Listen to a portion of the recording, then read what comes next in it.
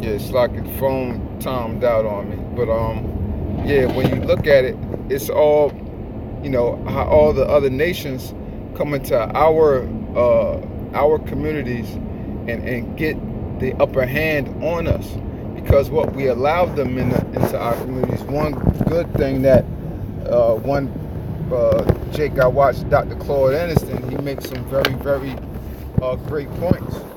You know, is that what we should have never been seeking to integrate ourselves with these Edomites, man. And what do the scriptures tell us in Deuteronomy the 7th chapter? What did the Lord say with these Hamites, with these so-called Africans, man? You're not to make marriages with them, not to make covenants with them, no, none of that. We're to destroy them, man. So within these present times, what? Of course, we know we don't go up and try to physically destroy the so-called white man, but what? We should have never integrated and mixed our communities in with them, man. Because you gave them foothold within your areas, within your neighborhoods, and now look what you have. You have nothing. Anything that Jake tries to do, it gets brought down to nothing, and ultimately what the curses is there to constantly pursue us to make sure that we don't prosper within the society. Because we wasn't brought here, as it gets into in Baruch 4 and 6, we wasn't brought here, for our destruction, but we were brought here because we moved the most out of wrath. So we are to acknowledge and to wake up from the ignorances that we've been living in for all of these generations, and to see why we're in this position, and see the only way to come up out of it, man. And that's it.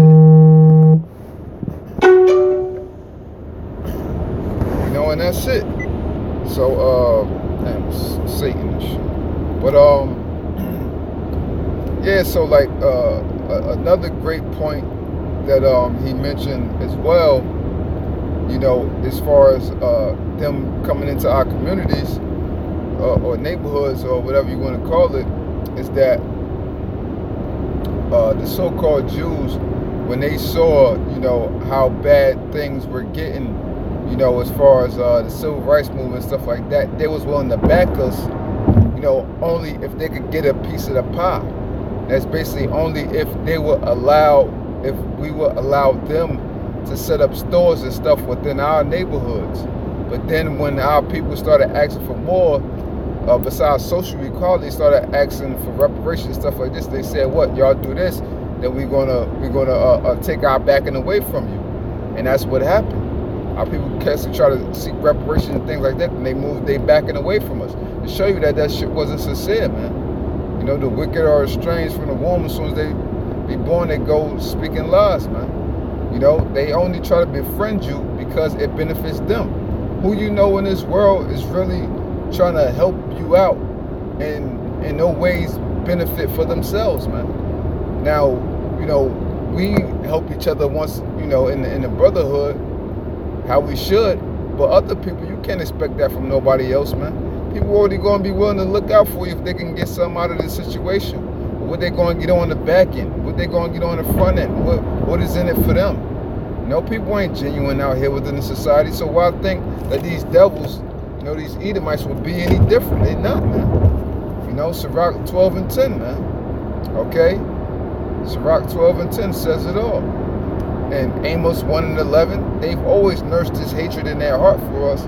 So why think that anything is going to be different within today's time, man? All they did was change forms, change shapes to make us believe that we stand a chance, to make us believe that they actually somewhat care, man.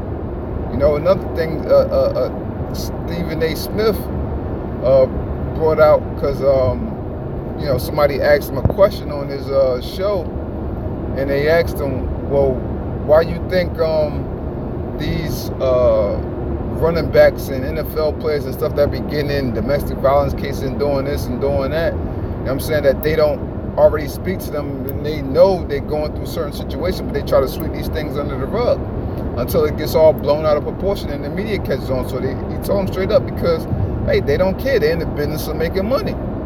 Hey, but when you get caught out there, then what? They're going to kick you to the curb, man. So they don't have no morals about them, man. You know what I'm saying? It's all about the almighty dollar and ways to feed their pockets. And when things don't align with them, and it's gonna make their image look bad, then they kick you to the curb because they can make money off of another nigga, man. That's the way Esau is. They chew us up and they spit us the hell out, man. You know, that is the way of a serpent, of a sly, treacherous, deceitful ass creature, and that is Esau Edom, man. Period.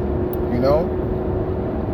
So, you know, I just want to speak on that. You know, just briefly, man, and for our people to wake up. You know what I'm saying, from all of the bullshit and the fluff that's all out there. You know what I'm saying, and because they not getting the real, man. But you're gonna get the real here, and we gonna tell you like it is. You know, through the spirit and power of Yahweh Shem Yahushua. You know, so with that, you know, I hope this segment was edifying. I'd like to give all praises, honor, and glory to Yahweh, Ba'ashem Yahushua, Ba'ashem Rakakwadash. Number one, to the apostles and the elders of Great Millstone, and Shalom to Lek out there doing his work of faith and live with love and true sincerity. Shalom.